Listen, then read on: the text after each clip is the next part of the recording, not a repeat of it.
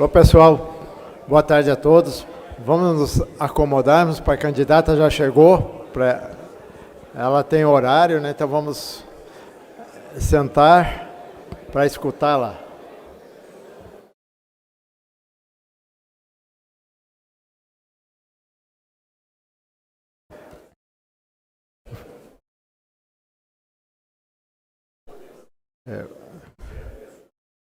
Pessoal, vamos tomando seus lugares.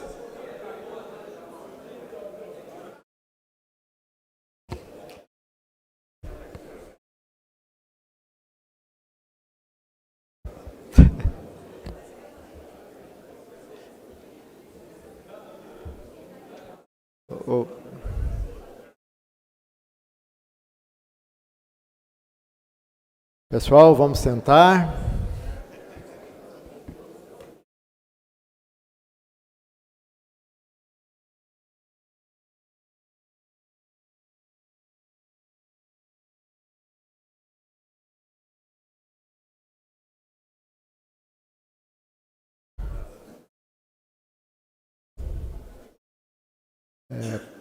Por favor, vamos tomar a direção das cadeiras para a gente escutar a nossa candidata e estamos prestigiando hoje aqui.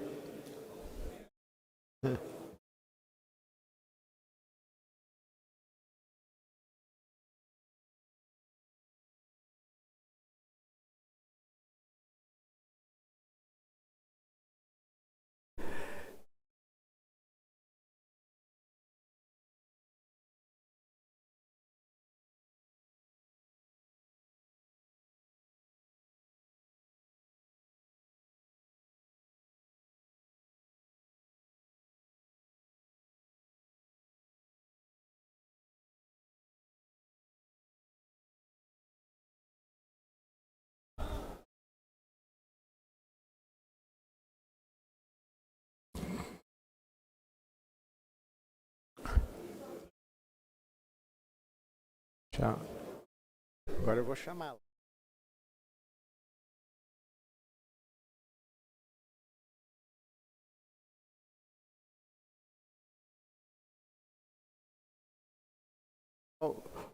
Vamos tomando seus lugares, vamos tomar assento, vamos começar daqui a instantes.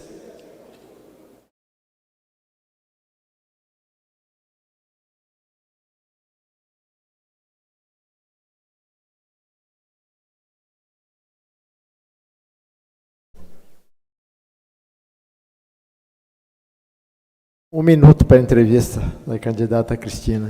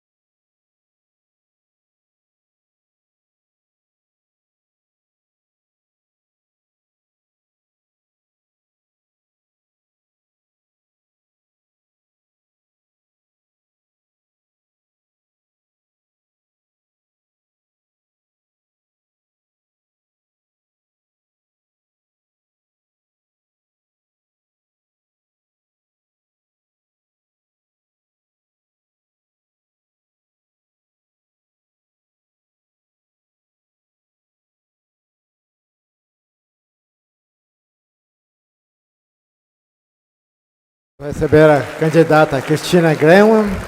Obrigado. Por favor, Cristina, sente-se. Então, dando início à nossa sabatina do IEP aqui, né? Então, muito boa tarde a todos. Sejam bem-vindos a esse evento com a candidata à Prefeitura de Curitiba, Cristina Graham. É isso, acertei a pronúncia, né? Então, o Instituto de Engenharia do Paraná, com seus 98 anos de história e muita dedicação aos profissionais de engenharia, arquitetura, geociências e agronomia, é a mais antiga das entidades de engenharia paranaense e a terceira do país, e tem o compromisso com a democracia de trazer informações à população sobre os candidatos à Prefeitura de Curitiba. Hoje, recebemos a candidata Cristina Graham, que terá de 30 a 40 minutos para expor suas propostas. Em seguida, serão selecionadas algumas perguntas para a candidata. Essas questões poderão ser enviadas via WhatsApp, que acho que vai ser disponibilizado aqui na tela, para o número que aparecerá no telão, escritas em papel que está numa mesa ao lado aqui. As perguntas serão efetivamente repassadas à candidata, serão selecionadas por uma comissão, sendo priorizadas as que têm pertinência com as engenharias e arquitetura. Então, essas perguntas serão previamente selecionadas pelo nosso vice-presidente, que está aqui comandando, o tempo previsto total do evento é de 1 hora. Esse evento está sendo gravado e, posteriormente, vai ser disponibilizado via YouTube e redes do IEP. Então, agora nós vamos passar um vídeo institucional da nossa instituição, do IEP. Por favor, pode soltar o vídeo. Para quem não conhece a nossa Casa da Engenharia, está aqui um pouquinho da nossa história. Ser uma entidade centenária com muita história e tradição, e ainda assim ser relevante, inovadora e indispensável nos dias atuais. Será que isso é possível? Para o IEP, Instituto de Engenharia do Paraná, é possível sim. E o motivo é simples: nós acompanhamos as evoluções do setor e as trazemos em primeira mão para os nossos associados. Estamos focados no presente e no futuro, mas não abrimos mão da nossa tradição como a mais antiga entidade de engenharia do Paraná. Desde o início, abrigando em suas fileiras grandes personalidades que trouxeram mais força e representatividade para o Instituto, contribuindo para o seu papel fundamental na regulamentação das profissões de engenheiro, arquiteto e agrimensor junto ao governo de Getúlio Vargas, sendo ainda uma entidade precursora do sistema CREA-CONFEA. A mesma importância desempenhada no passado se apresenta nos dias atuais, com o IEP mantendo-se alinhado aos seus objetivos principais, integrando e valorizando o exercício da engenharia, promovendo a capacitação técnica e o aprimoramento profissional, assim como o desenvolvimento e a infraestrutura, sempre com absoluto respeito ao meio ambiente e à sustentabilidade. Tudo isso faz do IEP uma entidade cada dia mais representativa, com milhares de associados entre engenheiros, arquitetos e profissionais de áreas afins, além de estudantes dos mais variados cursos do setor. Este vasto grupo tem acesso à sede própria do Instituto, inaugurada em seu cinquentenário, em 1976, e que disponibiliza para locação, com descontos de 50% para os associados. Salas de aula, auditório, centro de eventos, sala de reuniões, bar e salões para palestras, cursos de extensão ou especialização.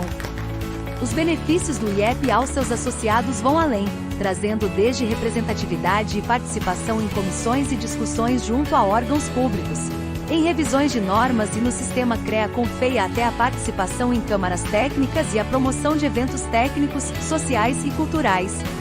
O IEP é também um dos 5 associados do LACTEC e oferece um mestrado profissional em desenvolvimento de tecnologia em conjunto com a instituição. Os associados ainda podem participar de visitas técnicas exclusivas, biblioteca virtual, banco de oportunidades, previdência, planos de saúde e odontológico, certificado digital, além de vários benefícios em geral com convênios e parcerias em várias categorias comerciais e de serviços. É assim que o Instituto se mantém atual, presente e fundamental, para defender a engenharia paranaense e projetar o IEP do futuro.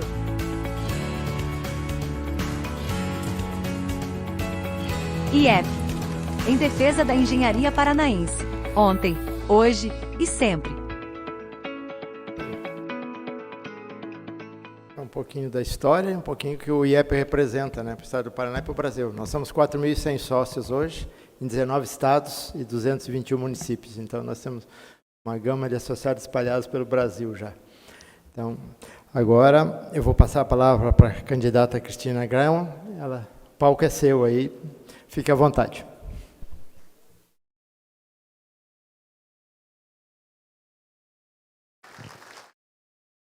Alô? Vou aproveitar e treinar aqui para o próximo debate. Já que agora eles deixam a gente ficar andando, nem sei se no próximo pode andar. Tudo bem, pessoal? Muito obrigada, primeiro, por me receberem. É uma alegria mesmo. Eu tenho vários engenheiros na família, então é uma honra estar aqui falando para engenheiros. Eu sei que a conversa é em outro nível.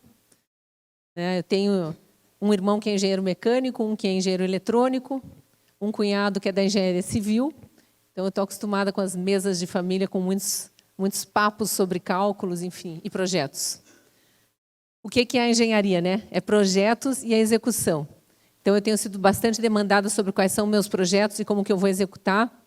E a primeira coisa que eu queria falar para quem não me ouviu ainda, e peço paciência para quem já me ouviu contar isso tantas vezes, desde da pré-campanha, né, e desde do primeiro turno ali, de uma forma meio atabalhoada, porque eu não tinha os espaços que os outros candidatos tinham, mas estava arduamente participando de eventos como esse, e também nas minhas redes sociais, em lives, em vídeos que eu não parava de gravar, para tentar externar o trabalho que eu fiz, por que eu me tornei candidata e por que eu fiz o plano de governo da forma como eu fiz. A minha candidatura é absolutamente orgânica, não é resultado de um projeto de vida. Eu acho que muitos de vocês que já participaram de reuniões anteriores já me ouviram falar isso.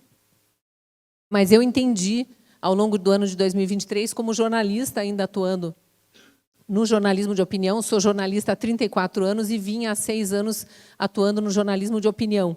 Eu entendi que havia um sentimento muito forte na sociedade por mudança. E não era necessariamente em função do que estava acontecendo aqui em Curitiba, mas muito em função de tudo que aconteceu no Brasil nos últimos anos. A gente viveu todo aquele turbilhão desde junho, das jornadas de junho de 2013, um certo amadurecimento, já um pouquinho mais de atenção do eleitorado com as eleições de 2014, quando Dilma foi reeleita, todo o processo de impeachment, depois a eleição de Bolsonaro, tudo que aconteceu no governo Bolsonaro, com o turbilhão da pandemia, guerra lá, depois a outra guerra também. Então, enfim, a gente viveu muitas coisas que foram despertando a consciência do brasileiro. E isso não tem a ver com nível de escolaridade, nem com nível sociocultural. A gente para abastecer o carro e o frentista pergunta sobre o ministro do STF. Né? É nesse nível, é porteiro de prédio, é jardineiro, a nossa empregada, às vezes, em casa, diarista, enfim, uma secretária. Todo mundo tem algum nível de consciência política que não tinha antes. E o que eu senti como jornalista, não só acompanhando aquela interação normal que tem ali no chat dos programas de debate ao longo dos últimos anos, mas especialmente em função do que aconteceu na eleição de 2022 e no 8 de janeiro, e tudo que a gente viu no pós-8 de janeiro, desde narrativas, prisões ilegais, o que está acontecendo ainda. E eu tive inúmeros colegas jornalistas que saíram do Brasil com a roupa do corpo no dia 31 de dezembro de 2022 e não voltaram ainda. Então, a gente tem muitos exilados políticos, muita ameaça à liberdade de expressão, à liberdade de imprensa. Eu senti que havia um sentimento muito represado por mudança. E a gente está num momento assim, quase como em junho de 2013. Eu não quero mais nada do que está aí. Não me importa se eu aprovo, se eu desaprovo, se tem coisa boa. Eu quero mudar.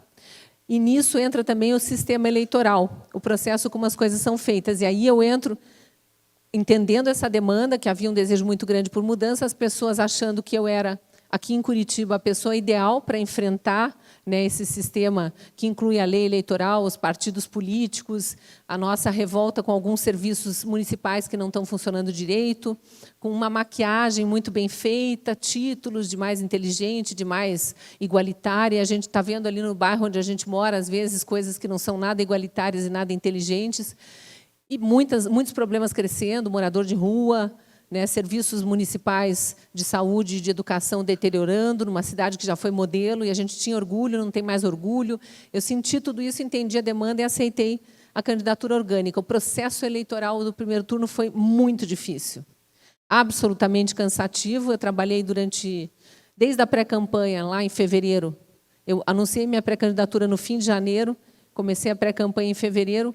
Desde lá até praticamente as 2 últimas semanas do primeiro turno, umas 20 horas por dia fazendo isso que eu estou fazendo agora para me apresentar como candidata, porque eu não tinha como ser colocada pelo sistema tradicional, nem pelos partidos, porque no partido que eu consegui legenda foi uma dificuldade, um partido que nem eu conhecia, Partido da Mulher Brasileira, partido pequeno, não tem deputados federais, não tem senadores pela lei, não tem direito a fundo eleitoral, nem um tostão de dinheiro público para ajudar em que quer que seja na campanha, e não tem tempo de rádio e TV.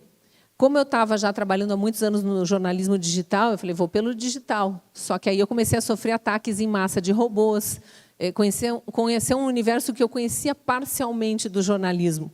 Eu conhecia toda aquela perseguição da pandemia, aquelas agências de checagem, os algoritmos das redes sociais, mas eu nunca imaginei que, mesmo tendo uma parcela de seguidores muito grande, ainda que fosse uma audiência nacional, eu perdendo o selo de verificação do Instagram no primeiro dia da campanha, porque sumiu. Eu não sei se vocês estão muito familiarizados com a importância desse selo para quem é figura pública, porque as pessoas entram para tentar saber o que você está falando, e se não tem o selo, elas têm dúvida se você é você, ou se você é um perfil de fãs, ou um perfil paralelo, enfim. E aí, o que aconteceu no momento que eu perdi o selo do Instagram no primeiro dia de campanha? A minha visibilidade caiu a 1/3 daquela que eu tinha no jornalismo. Então, eu já sabia que, além de toda a dificuldade de não ter rádio e TV, ainda ia ter que driblar aquele algoritmo ali para fazer com que os meus conteúdos chegassem às pessoas. Em paralelo, dentro do processo de censura que o Brasil vive hoje, uma ditadura do judiciário que muita gente não sente, mas existe e é forte, o Twitter saiu do ar. O Twitter era a minha maior rede. Não só isso, era a rede onde eu tinha mais interação com os meus seguidores. Então, eu tive uma dificuldade maior por conta disso, mas a duras penas, com gente como esses aqui, que vestem verde e amarelo em qualquer evento, a gente conseguiu, assim, vai levando, vai conseguindo um encontro num bairro, comerciantes do sítio cercado, um grupo de mulheres não sei de onde, os motociclistas de não sei de onde, e a gente conseguiu levando a minha pré-candidatura mais adiante, a ponto de... e daí tinha os institutos de pesquisa que não citavam o meu nome. Isso fazia parte do jogo, é isso que eu falo quando eu falo sistema. Os partidos políticos, a lei eleitoral, os institutos de pesquisa são obrigados, mas como eu não tinha fundo eleitoral para me defender judicialmente, eu não conseguia pedir a impugnação das pesquisas. E eles não citavam o meu nome. Aos poucos, o meu nome foi aparecendo naquela pesquisa espontânea.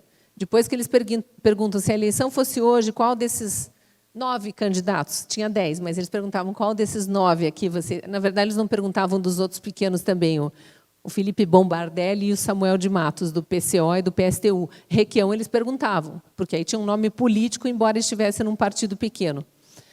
Aí, aos poucos, o meu nome foi aparecendo na espontânea. Então, eles perguntavam desses candidatos aqui em quem vocês votariam, e as pessoas diziam, o nome do meu candidato não está aí, eu vou votar na Cristina Grêmio.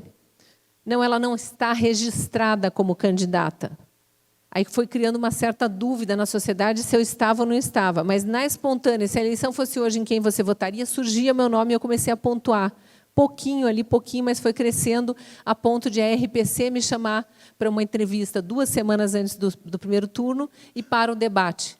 Eu não era chamada para entrevistas, eu não era chamada para debates, como o meu nome não estava nos institutos de pesquisa, nem me mencionavam nas matérias jornalísticas. Mesmo que eu fosse conhecida de toda a imprensa curitibana, eu fiquei sofrendo esse processo de asfixia, quase como se eu estivesse fazendo uma campanha paralela para Marciano.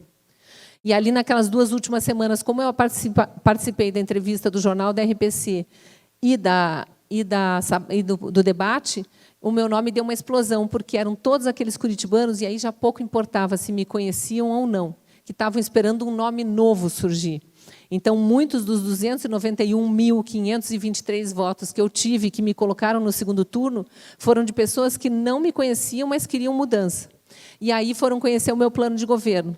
Então, vou entrar nele bem rapidinho aqui para não estourar tempo nem nada. Eu acho que a gente, nas perguntas, vai direcionar mais para o que interessa para vocês.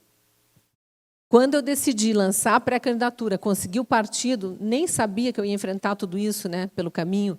Mas o que eu falei? Eu não quero fazer isso sozinha, já que vocês estão me colocando nessa condição de candidata, e eu entendi que é um desejo que era meu também, de ter alguém mais conectado a mim por valores, e que me desse a confiança de que chegaria lá e faria diferente do que a gente tem visto, e que dá muito problema. A gente sabe que a máquina pública toda aparelhada é a raiz dos problemas, é a raiz dos serviços não funcionarem, é a raiz da corrupção e tudo mais. Eu falei, então eu vou, mas eu não quero ir sozinha. E lá em início de março, eu acho, quando eu gravei um vídeo no Jardim Botânico dizendo, olá, eu sou a Cristina Grêmio, eu sou curitibana, contei um pouquinho da história da minha família, que existe curitibanos na minha família há 4 gerações, 5 já agora, porque eu já tenho os meus filhos também curitibanos. Meu trisavô foi o primeiro médico cirurgião de Curitiba, é nome de rua ali no Largo da Ordem, doutor Trajano Reis, que, aliás, está sendo difamado, não acreditem nas difamações. Ele não teria vergonha da trineta negacionista antivacina.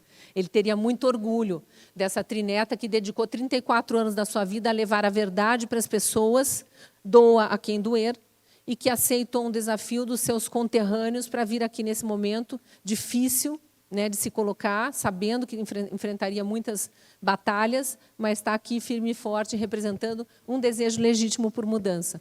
Contei lá e falei o seguinte, eu não quero fazer isso sozinha. Estou aqui com muita alegria, tenho noção da responsabilidade, é uma capital, tem muitos desafios, a cidade cresceu. Eu, como jornalista, vi a cidade crescer a olhos vistos, vi os problemas se avolumando, cansei de ouvir moradores apontando os problemas, de entrevistar os gestores, perguntando cadê a solução, e de ir atrás de especialistas como os engenheiros e perguntar por que não é feito. A população está pedindo o viaduto X, a rua Y, a abertura de um binário aqui, por que não faz lá? E os engenheiros, enfim, os vários setores da sociedade, as áreas técnicas, dando soluções que os gestores não implantavam. E eu vi que muito do problema estava no processo político. Esse monte de alianças que se fazem entre partidos, o famoso, né, lá em nível federal, eles chamam de presidencialismo de coalizão. É bonito o nome, né? É bonito quando você pensa numa coalizão, assim, metade do país está na mesma vibração, nós vamos governar juntos, só que não é um jogo de interesses que esquece a gente fica a gente fica de fora da festa. E existe isso, infelizmente, em níveis estaduais e em níveis locais. E aqui em Curitiba, conforme me apontaram servidores da própria prefeitura, muitos deles aposentados, mas muitos da ativa ainda, a gente tem um nível de aparelhamento político de alguns órgãos que são fundamentais para a cidade funcionar, como, por exemplo, o IPU, que acho que vocês conhecem bem. E com todo o respeito aos excelentes quadros que o IPU que sempre teve e continua tendo. Mas quando tem uma coordenação ou uma direção meramente política, que tem outro interesse ali, vocês bem sabem que os projetos não são executados como deveriam. E a gente tem isso na URBS, a gente tem isso, segundo me trouxeram, tá, os servidores que estavam me apontando os problemas da cidade. IPUC, URBS, Fundação Cultural de Curitiba, Fundação de Ação Social e Coab. E aí a gente chega à maior parte dos problemas de Curitiba, porque as coisas não... e a tal da FEAS, que é a fundação que contrata os médicos do município agora. Então, eu comecei lá em janeiro, quando eu apresentei minha pré-candidatura, a convocar, venham me ajudar a entender a cidade, vamos fazer isso juntos, vamos estudar a cidade, vamos ver os problemas principais, o que mais incomoda o curitibano, e vamos atrás de soluções. E fizemos isso bravamente durante 6 meses. Então, quando me perguntam o que foi a minha pré-campanha, sim, conversando com muitos grupos como esse, sendo perguntada sobre problemas, dizendo, não sabia desse problema, desde quando está acontecendo, anotando muito, exatamente como eu fazia como jornalista, e indo atrás de soluções. E os nossos grupos de trabalho tinham gente muito técnica, muito gabaritada, muitos funcionários de carreira que tinham trabalhado 30, 40 anos em determinado órgão, em determinado setor, e sabiam também como os problemas surgiram e por que continuavam. Então, a gente desenhou com muito orgulho um plano de governo que foi feito pelos curitibanos. A gente teve 200, eu coloquei um formulário lá no meu Instagram, gravei um vídeo e disse, preencham esse formulário, quem quiser me ajudar, e vamos pensar a cidade juntos. 500 pessoas preencheram, algumas não, a maior parte delas com um nível de detalhamento que a gente percebeu que era gente que conhecia bem a cidade. E aí nós começamos um por um a chamar e formamos um grupo de 200 voluntários que, durante esses 6 meses, divididos em grupos, se reuniram semanalmente, 2 vezes por semana, alguns deles estão aqui, e participam ativamente de toda a campanha, né? Porque me endossam isso que eu digo. Eles não são inteligência artificial e eles não são chat GPT, tá, pessoal? Eles são pessoas reais que muito legitimamente me ajudaram a entender quais são as demandas atuais dos curitibanos. Saúde, educação e segurança pública, óbvio, sempre são as 3 demandas, é o tripé de qualquer governo em qualquer nível. Mas, no nosso caso, especificamente, mobilidade urbana, e aqui tem muito a ver com a área de vocês, e assistência social especificamente para moradores de rua. E aí entra, de novo, conectado com a questão da segurança pública, porque a gente tem problemas de criminalidade na cidade do nível de há uma Cracolândia se formando no centro de Curitiba. Nós já temos bairros periféricos, não vou entrar em detalhe, não quero que se apavorem, mas essa informação foi me trazida pela Polícia Civil e pela Polícia Militar, preocupadas com a minha segurança, vendo que eu estava fazendo uma pré-campanha lá atrás, nos bairros, indo sozinha com o meu celular, gravar vídeos e editar depois os meus vídeos, porque é assim que foi feita a campanha de primeiro turno, e dizendo para mim, cuidado, porque o PCC está instalado em algumas regiões de Curitiba e eles já estão bem organizados. Então, a gente tem problemas que incomodam o curitibano, tem alguns que os curitibanos, em geral, não sabem por que surgiram ou como surgiram, mas que estão aí e precisam ser enfrentados. O nosso plano de governo ele foi olhando para todas essas questões e nós buscamos soluções para todas essas questões. Nem tudo está lá. Muita coisa vai ser construída. Muito do que está lá está assim. Nós pretendemos estudar, por exemplo, que foi a polêmica, a grande polêmica da última semana, nós pretendemos estudar alguma forma de reduzir o valor da passagem de ônibus enquanto não vem a nova licitação, que é em outubro do ano que vem. Porque uma dor curitibana pagamos a passagem mais cara do país e o nosso sistema de transporte já está saturado em muitas linhas. Como que a gente resolve isso antes da nova licitação? Ou até durante a nova licitação? Temos que pensar em outras soluções. Aí trouxeram exemplos do exterior, e quem viaja sabe que isso funciona, que é na hora que você chega, onde quer que seja, para comprar o teu bilhete, você informa o teu destino e vem o preço da passagem calculado pela quilometragem rodada. Assim funciona no táxi, assim funciona no Uber, e era isso que a gente queria implantar, com a tranquilidade de que não subiríamos a passagem, porque a gente já acha muito alto o valor da passagem. Então, essa era a proposta, mas não é uma promessa. A gente colocou lá como possibilidade de estudo, porque foi trazida por esse grupo de trabalho. Assim, tem várias outras coisas ali, inclusive na área de engenharia. Eu coloquei ali alguns sonhos meus, porque, como jornalista, por exemplo, eu acompanhei os 17 anos de obras da Linha Verde. E eu vi, por 17 anos, em vários prefeitos não executarem os viadutos e trincheiras que estavam previstos nos projetos. Eu vi muitos erros de projetos, empresas, inclusive, que faliram porque foram multadas pela prefeitura por não executarem projetos quando eles pediam retificação de projetos que tinham erro e a prefeitura não fazia. Então, é uma má gestão de todos os lados. E uma desonestidade, a meu ver. Inclusive, agora há um processo grande contra a prefeitura para pagamento de indenização por empresa que faliu, no caso da Linha Verde Norte, por culpa da prefeitura. Então, eu vi tudo isso acontecer. Então, eu coloco lá como sonho, claro que vai depender da gente ter o financiamento, de ter dinheiro ou vindo de outras esferas de governo ou de bancos estrangeiros para construir os viadutos e trincheiras que faltam. Mas tem outras obras, viaduto do Orleans, o quilômetro 3 da 277, toda hora chega as demandas e o pessoal dizendo vai construir, senão não voto. O eleitor ele é exigente. Ele quer que a gente prometa ali e garanta. E tem algumas coisas que dependem de orçamento. Eu não sei o que vai ser votado pela Câmara Municipal como orçamento para o ano que vem, por exemplo. A gente depende disso para poder estabelecer aonde que vai ser investido no primeiro ano, dentro daquelas verbas que não são obrigatórias ali, que não vão para custeio, o que sobra e para onde vai. Mas o que eu me comprometo, que eu estou dizendo desde o primeiro dia de campanha, a minha grande promessa é: eu vou governar ouvindo as pessoas. E a segunda promessa, compromisso zero com o erro. A gente não vai ter tolerância nenhuma com corrupção. E por que eu garanto isso? Porque nós vamos fazer processo seletivo para a escolha de todo o secretariado, com exceção de 2 ou 3 pastas, onde eu acho estratégico colocar pessoas altamente técnicas, mas que eu já conheço, e com viés político, até mais parecido que o meu, para não correr o risco de estar colocando na mão de alguém que tem uma ideologia completamente diferente da minha e que vai, talvez, até para boicotar o governo, atuar de uma maneira diferente, ainda que não seja corrompida. Então, em algumas áreas, eu faço questão de escolher os secretários e tenho muita segurança, porque são 34 anos de jornalismo formando fontes na base da confiança e do respeito à história de vida da pessoa. E a gente vai ter também, que eu já conversei aqui com o presidente do Instituto de Engenharia e com alguns engenheiros com quem eu conversei em outras oportunidades, um conselho de notáveis, para todas as áreas. Esse conselho não é remunerado pelo município, é simplesmente uma abertura de oportunidade para quem quer ajudar a prefeita a governar e os secretários a terem um olhar de fora.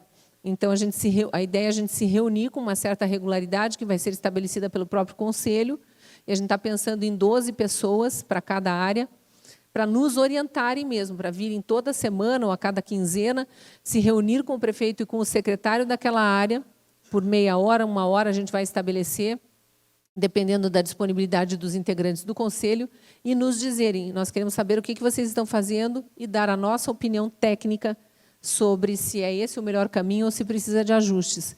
Que é assim, é tudo que eu imagino que uma empresa privada gostaria de ter. E tem, normalmente, a excelência técnica na gestão, né, processo seletivo para escolha de diretores, de coordenadores, mas também um conselho olhando de fora e dando orientação e que não onere, né, que não traga nenhum rombo no orçamento da empresa. E a prefeitura pode ter isso porque a prefeitura é nossa. Nós somos sócios dessa grande empresa chamada prefeitura. O processo eleitoral é a escolha do CEO, quem vai estar lá pelos próximos 4 anos. Mas a gente tem que ter acesso à prefeitura, inclusive para ficar puxando a orelha de quem não tem não está fazendo o que a gente esperava e não tem o mesmo interesse que nós. Está lá por interesses políticos, por exemplo. E, atualmente, todos os setores da sociedade se ressentem de não ter acesso à prefeitura. Então, basicamente, é isso, é esse o choque de gestão que a gente promete, é a mudança que a gente promete. A sociedade entendeu, veio comigo no primeiro turno, estamos fortíssimos no segundo turno. Continua tendo um processo de asfixia de nome, agora menos intenso, porque agora eu tenho tempo de rádio e TV, a lei muda para o segundo turno, então eu fui a muitas entrevistas, a muitas sabatinas, fui em todos os debates de segundo turno, foram 2 já na televisão, havia debates sendo promovidos por universidades, por sindicatos, como o outro candidato não aceitou participar, viraram sabatinas, mas eram debates. Eu estava sempre disposta a debater a cidade. E agora estou disposta a debater com vocês. Vamos começar aqui a série de perguntas e respostas. Acho que já deu meu tempo. E agradecendo por me ouvirem. Obrigada.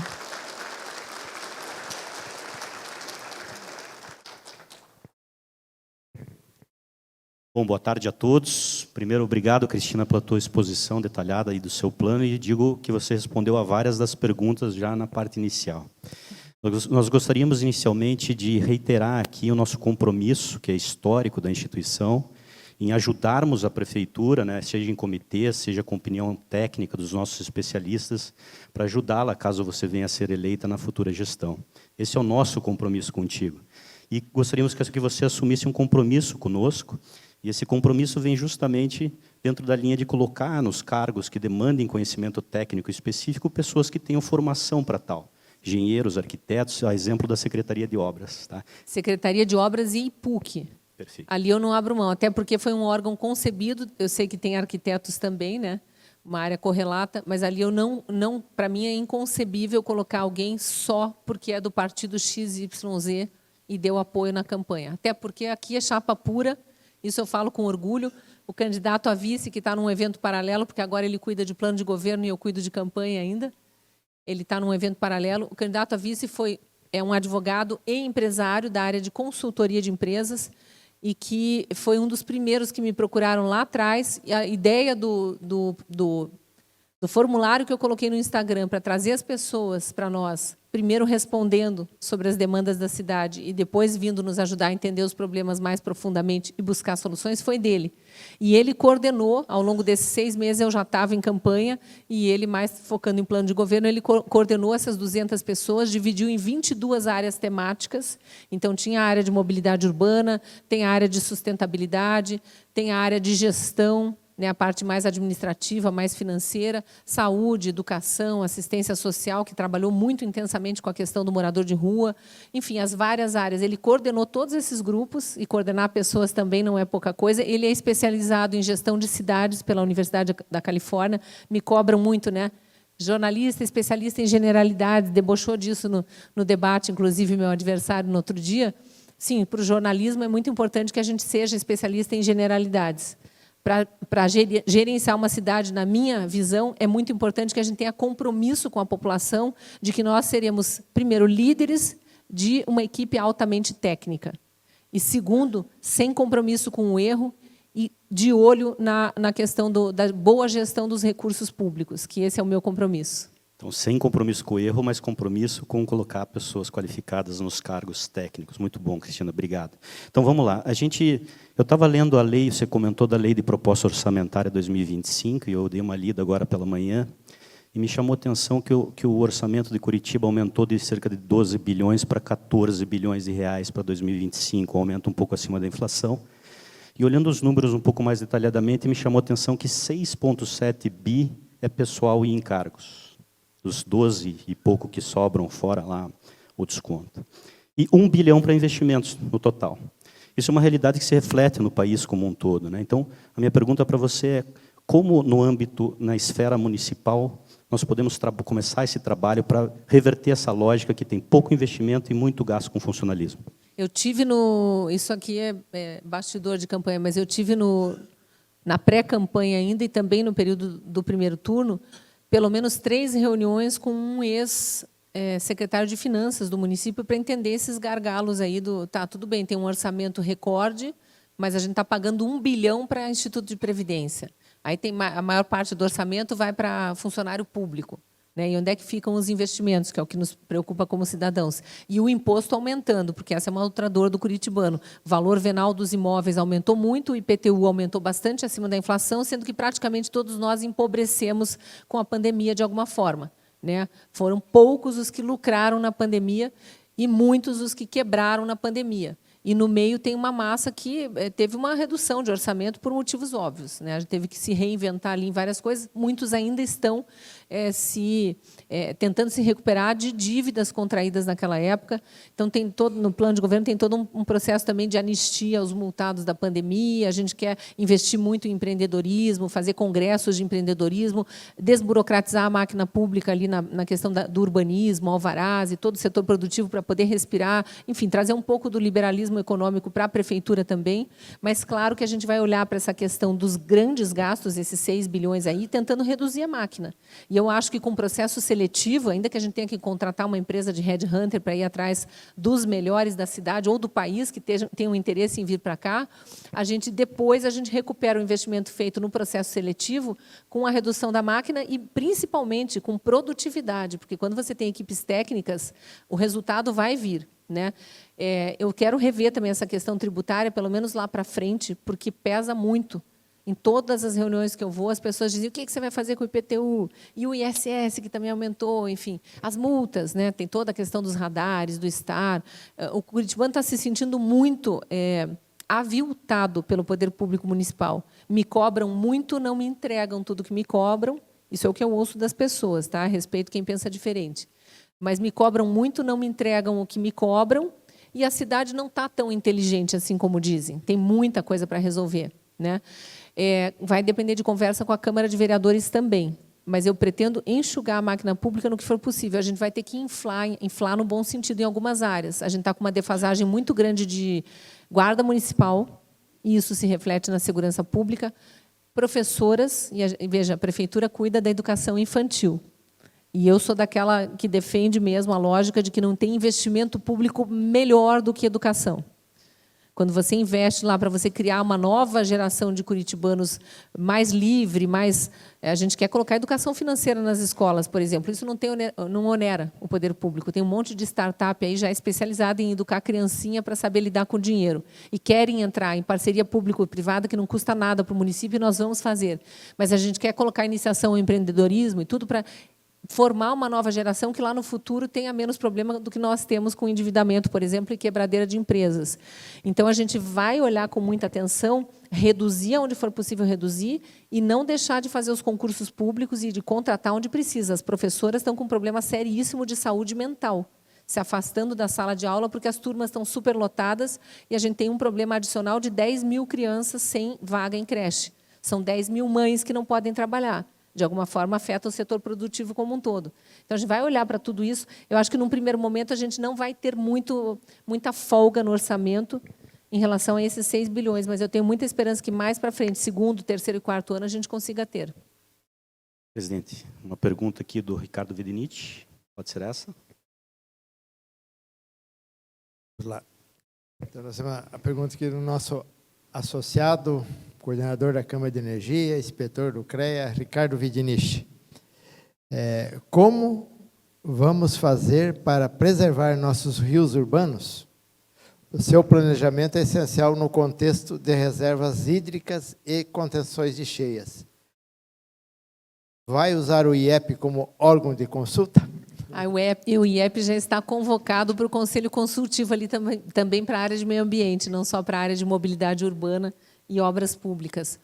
A gente sabe que a Prefeitura fez um estudo em 2020, se eu não estiver enganada, para saber exatamente a situação de drenagem dos rios, mas a gente teve uma grande enchente cerca de um ano atrás, acho que foi até nesse período do ano, que atingiu aquela região sul da Caximba e tal, alguns municípios da região metropolitana. Então, obviamente que tem Bacia do Iguaçu, Bacia do Barigui, do Belém, se não me engano, estão precisando de drenagem. Então, a gente vai atrás desse estudo, ver se ele precisa de atualização, se ele ainda está válido, e, obviamente, usar a expertise de quem entende do negócio para ver se é drenagem de rio, se é troca de manilhas de água pluvial, o que está precisando fazer, porque não pode a população ficar eternamente convivendo com enchente e, às vezes, não com chuvas tão fortes. A gente vê alguns alagamentos em Curitiba que, às vezes, a chuva não foi tão forte, a gente se surpreende. Por que está acontecendo? Claro que tem muita moradia irregular, a gente tem, não sei se vocês têm noção, eu descobri isso na campanha, estudando lá com os meus 200 voluntários. Nós estamos com 322 áreas favelizadas em Curitiba, não são necessariamente favelas, algumas são pequenas invasões, mas já são áreas em local, às vezes, de risco, ou em áreas particulares, às vezes em terrenos públicos, mas que foram invadidos. Então, tem muita gente em área de risco ali, obviamente, que às vezes tem problema de enchente por conta da moradia irregular. Mas a gente vai olhar até por uma questão de sustentabilidade. Tem todo o risco humano, isso é primordial, mas questão de sustentabilidade, porque onde está tendo enchente, às vezes já teve o desmatamento ilegal, né? E a gente precisa recompor algumas áreas. Tem mais uma pergunta vindo da plateia aqui no nosso WhatsApp. A segurança pública está diretamente ligada a questões de engenharia. Por exemplo, convênios de trocas de informações que já são feitas no Rio de Janeiro. Essa é uma das demandas de segurança do Conselho de Segurança do Batel. Se eleita, a senhora assume o compromisso de convergir o olhar da gestão do IPUC e demais secretarias para as necessidades de segurança pública também, na medida do que for possível. Cristina, sim, está aí, né, a presidente do CONSEG. Eu vou pegar um gancho, aproveitando que o Rui Rótulo mandou uma pergunta que tem pertinência também. Então, a segurança pública também com relação ao centro de Curitiba, né? Como a senhora mesmo expôs, a questão da Cracolândia e tudo mais. Uhum. Qual é o plano para que esse centro seja revitalizado e a gente tenha menos problemas de segurança no centro da cidade? Acho que tem pertinência com a pergunta anterior. Sim. Primeira questão para a presidente do CONSEG, e eu tive muita alegria mesmo quando eu recebi, não sei se o CONSEG Batel, né? Eu não sei se o CONSEG Batel fez parte daquela iniciativa da Tribuna do Paraná e de vários CONSEGs de sugerir para todos os candidatos, eu acho que ainda estava na fase de pré-candidatura, nem tinha começado a campanha propriamente dita. A gente teve reuniões com alguns integrantes de alguns CONSEGs, num primeiro momento, e depois me chamaram para receber aquela carta. Eu recebi e fiquei muito feliz que boa parte das propostas que foram sugeridas pelos presidentes de CONSEGs estavam no nosso plano de governo, porque todo esse universo ali dos 200 voluntários já tinha, de alguma forma, ou conversado com CONSEGs dos seus bairros e trazido as demandas para cá, ou eles próprios, por exemplo, uma reclamação muito grande dos CONSEGs é perturbação de sossego. Tem vários bairros que carecem, né, de uma postura mais firme do município. Está certo que isso está mais ligado à polícia militar, mas a Guarda Municipal também ajuda. E a própria postura do município, né, estabelecendo normas para determinados eventos, além do horário permitido. E a gente já tinha colocado no nosso plano de governo boa parte daquelas demandas dos CONSEGs. O que não estava lá, a gente incorporou. Ainda não aparece no plano de governo, porque a gente tinha prazo para registrar na Justiça Eleitoral, foi registrado e a gente fez questão de não mudar o plano de governo que a gente registrou lá, para não ser acusada depois de estar copiando dos outros, como agora me acusam, né? Na verdade, eu tive partes do meu plano copiado. Mas tudo bem, eu acho ótimo. Se as sugestões dos curitibanos que vieram para o meu plano agradaram a outros candidatos, é ótimo que estejam lá também. A gente tem para o centro da cidade. Então, o que eu queria dizer para os consegues especificamente, além de já ter várias das sugestões que foram levantadas, que estão no meu plano de governo e vão ser executadas, a gente quer que os conselhos que já existem, não só os de segurança, mas os de saúde, de educação, também venham para mais perto do governo. Então, não sei exatamente se a gente vai pedir que pelo menos um representante de todos os consegues e de todos os outros conselhos esteja nos nossos conselhos de notáveis, ou se a gente vai abrir reuniões também de forma regular para vocês estarem mais perto do secretário da área, né, cada conselho perto do secretário da sua área, mas a nossa ideia é governar ouvindo pessoas, eu não quero que vocês esqueçam disso. Então, todas as formas de a gente trazer as pessoas para junto da prefeitura vão ser acolhidas. O centro da cidade, o nosso plano ele é praticamente transversal. O que a gente acha que, num primeiro momento, algumas coisas vão aparecer muito rápido. Por exemplo, eu disse, na primeira grande entrevista que eu fui chamada a dar, que foi essa da RPC na hora do almoço, 2 semanas antes da eleição, e que fez o meu nome estourar, e ali eu pular de 4%, 5% para 13%, já apareceu melhor nas pesquisas, ali o pessoal começou a ver que, opa, tem uma candidata aqui. Vou tirar as placas lá de 30 e 50 km por hora, porque é uma demanda do curitibano, e não é a indústria da multa especificamente, mas é a desorganização dos limites de velocidade. As pessoas querem voltar a saber que elas respeitam a lei. O curitibano gosta da cidade que funciona e está se sentindo muito à deriva, porque tem placa atrás de poste, tem radar atrás de árvore, pouca sinalização pouca sinalização do radar mesmo, da lombada eletrônica, que quase não tem mais. Então, a gente quer reorganizar os limites de velocidade. Algumas coisas vão aparecer muito rápido. Para mim, outras vão demorar um tanto, porque são questões transversais. A gente tem um projeto muito grande para morador de rua, que eu chamei de Trilha do Resgate, e que é simplesmente dar atendimento terapêutico e assistência religiosa nos ambientes que a prefeitura já atende os moradores de rua, seja em praça pública, onde estão os consultórios médicos da madrugada, seja nos abrigos, onde eles, às vezes, vão para tomar um banho quente e dormir numa cama boa. A gente entra como regra obrigatória. O município não pode obrigar a pessoa a ir se tratar por dependência de álcool e drogas, e esse é o grande problema, porque eles não querem e eles já estão na dependência, a maioria. E tem assistência social muito eficaz, uma assistência social muito eficaz na prefeitura e uma rede toda de clínicas contratada pela prefeitura para atender, só que eles não querem se tratar. Então, na minha visão, e também desses 200 voluntários que me ajudaram a pensar soluções, nós temos que dar, de alguma forma, um atendimento terapêutico para que eles olhem lá dentro da sua alma e procurem a ferida, onde é que aquilo originou. Aonde que eles decidiram se boicotar e não serem mais vistos pela sociedade, como trabalhadores, como integrantes de uma família. E aí tem assistência religiosa junta para eles também poderem ter algum amparo. Então, a gente quer oferecer isso. Nós acreditamos que, ao longo de várias palestras, de vários atendimentos ali na praça ou no abrigo, eles queiram um atendimento mais individualizado, estarão caminhando na trilha do resgate para chegar depois, lá na frente, na parte de saúde, que já existe, tentar se tratar para se livrar da dependência de álcool e drogas, depois caminha para a oficina profissionalizante, vai para o emprego e vai para a moradia.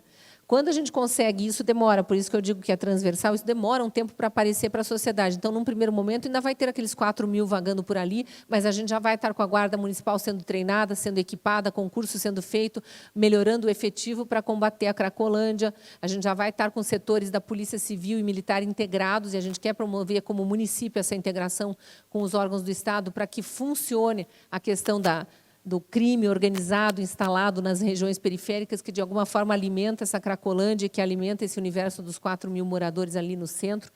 Em paralelo, recriar a Secretaria de Indústria, Comércio e Serviços para fomentar todo o nosso universo do empreendedorismo. A gente quer ter uma conversa com o empresariado para que eles voltem também, os lojistas, para o centro. Isso é um reflexo também do pós-pandemia, né? Tem muita loja fechada, quem tinha imóvel no centro preferiu ir morar no bairro para ter o seu quintalzinho, aí não consegue alugar lá. O município ele pode promover, por exemplo, desconto no IPTU, não necessariamente para quem morar no centro, mas para quem for dono de imóvel no centro e conseguir ocupar o seu imóvel, porque aí ele que vai ter que ir atrás do inquilino de alguma forma, e desconto lá nos outros imóveis que ele tem, porque, às vezes, isso é mais interessante. A gente tem que ver o que é mais interessante para a população. Por isso que eu volto naquela minha fala original de vou governar ouvindo as pessoas, o que as pessoas quiserem que seja feito, será feito. dentro das possibilidades do município. Eu tenho muita esperança de a gente ir aos poucos melhorando não só o comércio do centro, voltando a ter o centro como um bairro de moradia, que está praticamente sem moradores. Quem ainda está no centro, não ter medo de sair de casa no sábado e no domingo, a gente talvez, junto com a Câmara de Vereadores, permitir que o comércio abra aos domingos.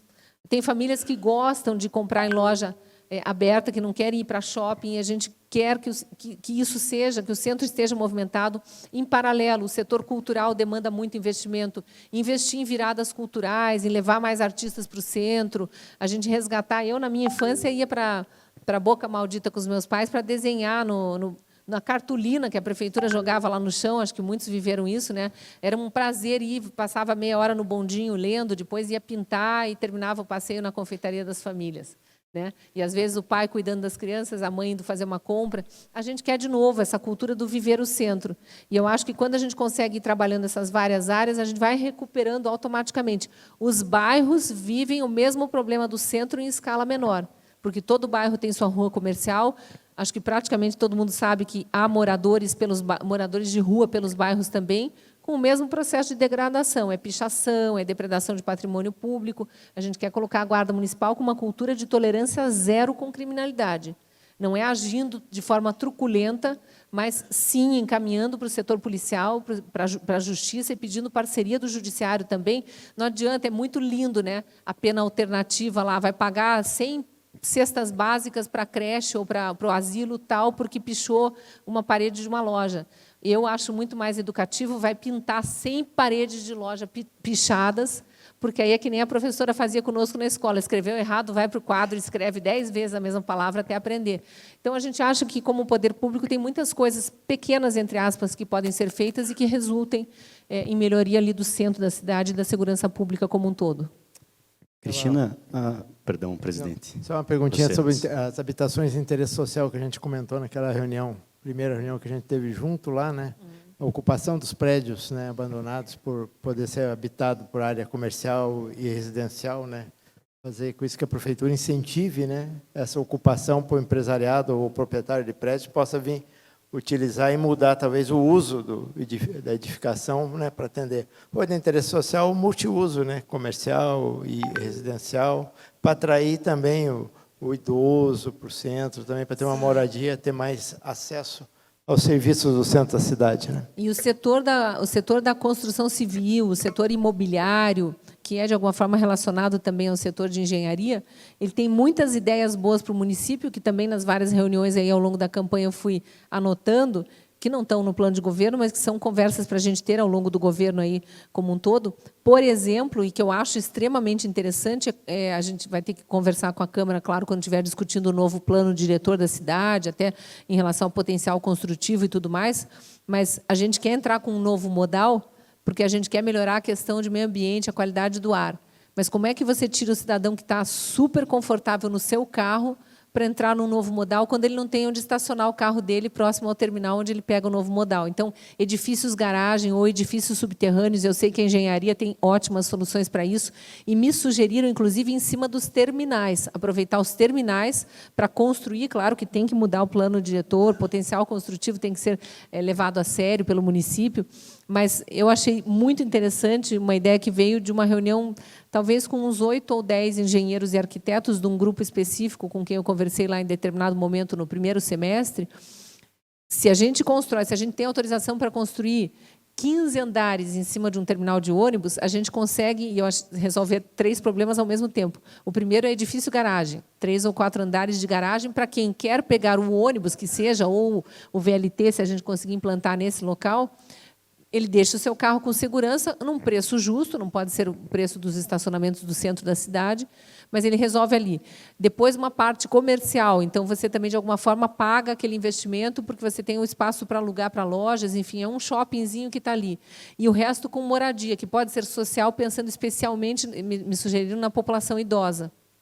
porque a população está envelhecendo, a gente tem que pensar nisso, e não é que a população queira morar em áreas mais centrais, mas, às vezes, ela precisa estar em áreas mais centrais por questões de saúde ou até para visitar parentes e tudo mais, e se ela estiver num terminal de ônibus, ela chega a qualquer área.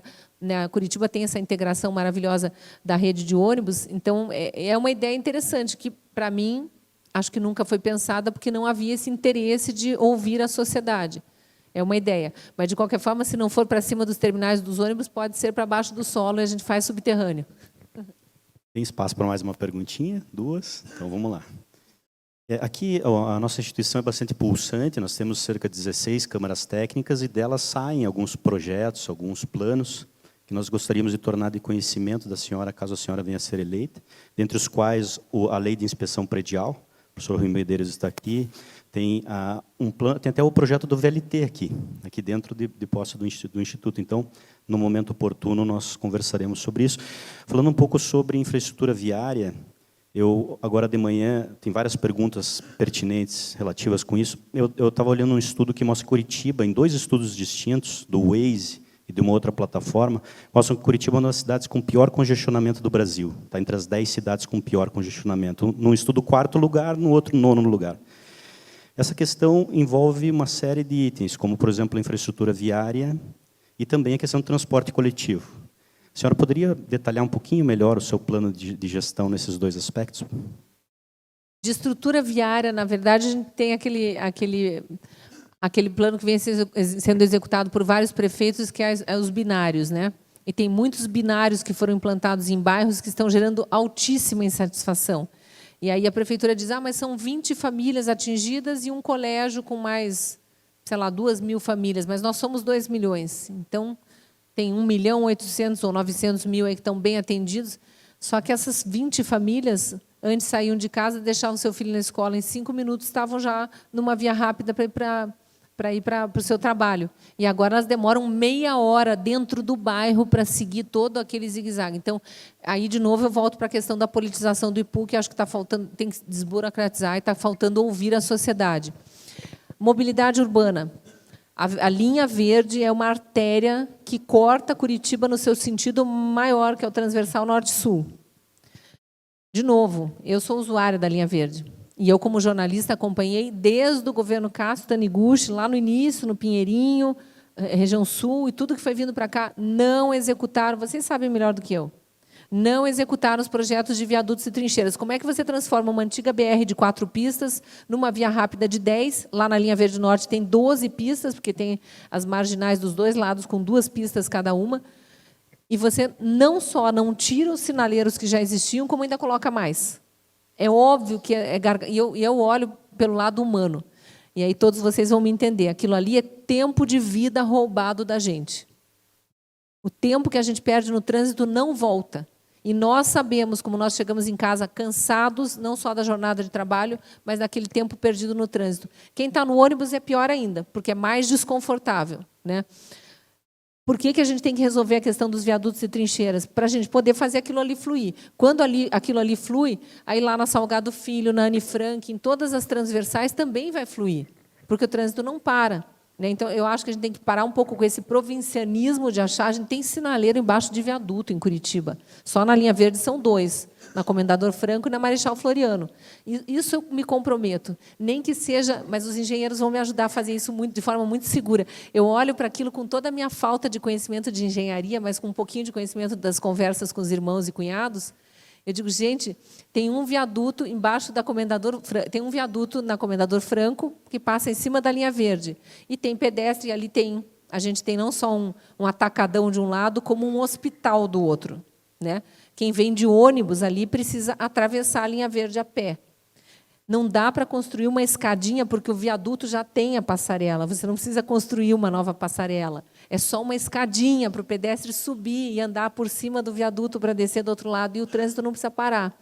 Então, ainda que seja uma solução meio improvisada, esses 2 casos específicos, que é o sinaleiro de pedestre, o sinaleiro exclusivo para pedestre, na linha verde, embaixo da Comendador Franco e da Marechal Floriano, eu acho que tem solução mais rápida.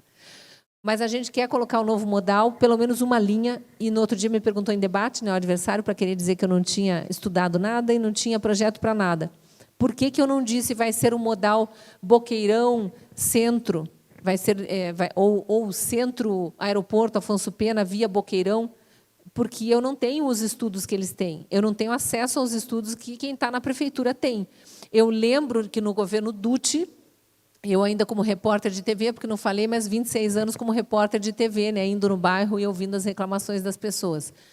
O Dutti fez aquele projeto, na época a presidente Dilma prometeu, inclusive, R$1 bilhão, na época, que seria mais ou menos metade, já está muito maior o valor, para a construção do metrô de Curitiba, e a linha que eles anunciavam era Cidade Industrial Santa Cândida, se não me engano. Ou começaria até o centro e depois teria uma outra perna até o Santa Cândida. Então, você veja, são duas artérias completamente diferentes da cidade. Um é trecho norte e sul, outro é leste-oeste. Eu não sei qual é a demanda nesse exato momento. E eu falo de coração aberto aqui. Eu vou saber a hora que eu tiver acesso a todos os dados da prefeitura. Não estão disponíveis, e se estão disponíveis em Portal da Transparência, é muito difícil de achar. Então, eu não tenho acesso, mas a gente vai implantar pelo menos uma linha de um novo modal, porque isso é uma demanda do curitibano, tem dinheiro em caixa, no caixa da prefeitura para isso, tem dinheiro no governo do estado para isso, e não foi executado, a meu ver, por falta de capacidade de execução de projetos. Só um comentário. A primeira linha de metrô foi estudada, que era a primeira linha de VLT, que era do Pinheirinho até Santa Cândida, em 90. Depois parou o VLT, daí vieram com o metrô na época. Não, primeiro também Pinheirinho, a Santa Cândida, depois começaram a mudar, daí virou monotrilho lá na linha verde. E é verdade que a linha a nossa 116 lá virou, era uma segregação, uma cicatriz, e a linha verde continuou sendo cicatriz da cidade. Então tem que fazer essa integração, não a segregação igual existe ainda hoje. Então, parabéns, se tivessem. Cristina, esse compromisso já é um adianto para nós. Tua assessoria já ligou o alerta vermelho aqui do tempo? Tem uma pergunta, eu procurei filtrar as perguntas para que ficassem mais em caráter técnico e de plano de gestão, mas tem uma pergunta do nosso amigo Euclésio, que ela é dura, mas, ao mesmo tempo, perguntas duras são um bom momento para esclarecimento. Ele comenta que você é uma excelente jornalista, uma excelente comunicadora, de fato. Como que você convence o nosso público e o eleitor de que você é uma excelente gestora também? A pergunta final, você tem a palavra. Obrigado. Eu já respondi em debates e sabatinas públicas, mas eu agradeço por trazer de novo esse tema. Eu citei no último debate, aliás, no penúltimo debate, e depois fui até mal interpretada, e, né, motivo de uma celeuma em nível estadual, 2 exemplos, que até onde eu lembre, não tinham experiência nenhuma de gestão pública, quando assumiram cargos de gestão pública. Jaime Lerner, na primeira gestão lá antes, até na época do mandato biônico, né, que era indicado, não era voto, foi antes das diretas já, né, ainda no período pós-ditadura, mas ainda naquele momento conturbado, e o atual governador, Ratinho. E falei isso sem nenhum desmerecimento, porque acho que ninguém tem dúvidas de que são gestores capazes. O que eu acho que precisa, e me desculpem se pensarem diferente, mas é a minha opinião, você precisa ter uma capacidade de liderança e ter uma equipe técnica muito boa. Isso, para mim, é o bom gestor. É assim nas empresas. Eu gerenciei a minha carreira. Acho que não tem dúvidas em relação ao que eu fiz na minha carreira de jornalismo. Embora eles tenham dito que eu cometi falsidade ideológica e não informei, a minha empresa de comunicação, que é uma microempresa, está lá comunicada na minha relação de bens ao TSE. E eu cito como exemplo, e sem nenhum deboche, eu gerenciei uma campanha eleitoral, que é algo duríssimo, já é público, já não é mais privado, sem nenhum tostão de dinheiro público, contra um candidato que tem simplesmente a máquina do Estado, a máquina da prefeitura, e aqui nenhum demérito, é do partido dele, era natural que governador, que prefeito, que secretários estaduais, que secretários municipais, que funcionalismo público municipal e estadual viessem com ele. Olha o peso que tem por trás dessa candidatura, e mais a bagatela de, no primeiro turno, R$12 milhões. Eu vou pegar só o caso do primeiro turno, porque o segundo turno ainda está por vir. R$12 milhões, um gestor desses R$12 milhões, R$0 de dinheiro público, e uma gestora aqui sem nenhuma experiência mesmo, porque lá diz que tem bastante experiência, e eu não duvido, já passou por muitos cargos públicos e é o atual vice-prefeito há 8 anos. nós tivemos quase o mesmo número de votos. A diferença de votos foi de 21 mil votos, o que eu acho que é um grande feito para alguém que nunca tinha concorrido a eleição nenhuma, que sequer era conhecida da população como curitibana, porque como o meu nome teve uma projeção nacional muito grande nesses anos mais recentes no jornalismo de opinião, muita gente achava, até momentos atrás, que eu não tinha conhecimento nenhum da cidade. E eu sou filha curitibana, filha, neta e bisneta de curitibanos. Eu tenho contado só a título de conhecimento a história do meu trisavô, que foi o primeiro médico de Curitiba, para mostrar a proximidade que eu tenho com histórias de uma Curitiba muito pequena. Porque eu tenho parentes de outras gerações, não conheci, não convivi, mas meu avô conviveu com o avô dele. O Trajano Reis da Rua conversava com seu neto Trajano Reis, que era o meu avô, tinha o mesmo nome por acaso, de uma Curitiba de 30 mil habitantes. A minha mãe, que está com 82 anos, lembra de quando parava circo no terreno do Teatro Guaíra. Isso foi na década de 40. Então, eu ouço essas histórias em família e me trazem uma raiz muito forte com a cidade. E, fora isso, eu fui repórter de TV durante 26 anos, 20 deles em Curitiba, percorrendo todos os bairros. Eu vi a cidade crescer como jornalista também. E esses problemas todos que a gente está discutindo hoje. Então, eu não olho para mim como incapaz de assumir a prefeitura porque eu nunca estive num cargo de gestão pública, porque, senão, como é que você assume o primeiro cargo? É a questão do primeiro emprego. Como é que você assume, como é que você constrói o teu currículo se sempre vão te cobrar que você não tem experiência anterior? Agora, se você tiver bons propósitos, ética, moral, respeito com as pessoas, estar assinando compromisso com os vários setores da sociedade de que, sim, vou ouvi-los, não só isso, quero vocês junto comigo, eu acho que não tem como dar errado. Claro que a gente vai cometer erros, mas aí eu tenho o meu conselho de notáveis puxando a orelha e vai estar acima da prefeita. Vai estar olhando de fora. Não tem grau hierárquico aqui, mas é uma estrutura que está solta, mas vindo todo o tempo olhar, ó, isso aqui está dando certo, isso aqui não está. É para ter correção de rumos ao longo do caminho. Projetos bem executados. Eu vejo a prefeitura, a gestão da prefeitura, na minha visão, pelo menos, é o que eu pretendo colocar lá, como um projeto de gestão que vai ser bem executado, porque vai ter esse conselho de notáveis orientando os notáveis que já foram escolhidos para os vários cargos. Não vejo como dar errado isso. Mas eu estou aqui de peito aberto para pedir o voto de todo mundo no 35. Não só isso, me ajudem a conseguir mais votos, porque a gente precisa de mais, para ir lá com tolerância zero, com corrupção, com criminalidade. Nós temos projetos lindos. Conheçam o meu plano de governo. Está no site cristinagremel.com.br para todo mundo ler. E ele foi escrito para ser lido. E vocês vão ver que ele é viável e que ele é uma coisa que vocês mesmos escreveriam. Eu quero isso, está lá. A gente quer criar uma cultura de amor pela cidade, mas do viver a cidade. Nós vamos investir muito em esporte, não só para dar para a juventude, aquela juventude nem que não está nem estudando, nem trabalhando, alguma oportunidade.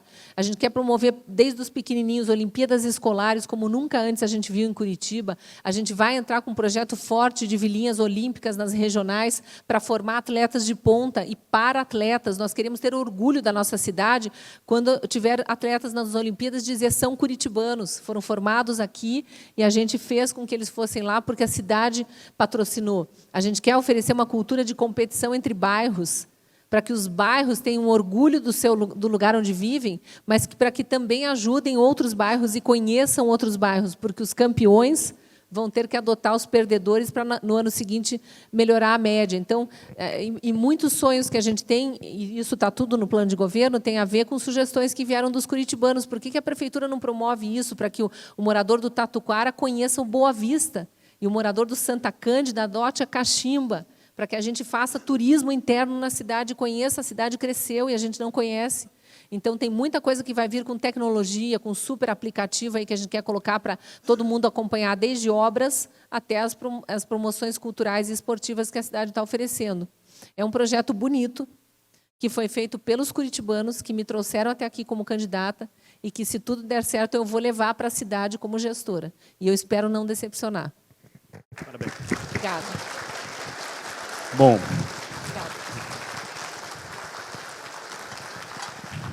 Desculpe aqueles que não tiveram suas perguntas respondidas, o tempo é limitado. Obrigado, Cristina, pela sua presença, a gentileza aí das suas explanações. Obrigado a todos que estiveram presentes. E amanhã, às 19 horas, o outro candidato, Eduardo Pimentel, aqui no IEP. Obrigado, Cristina. Muito obrigado. Vamos entregar um certificado aí para você. Obrigado.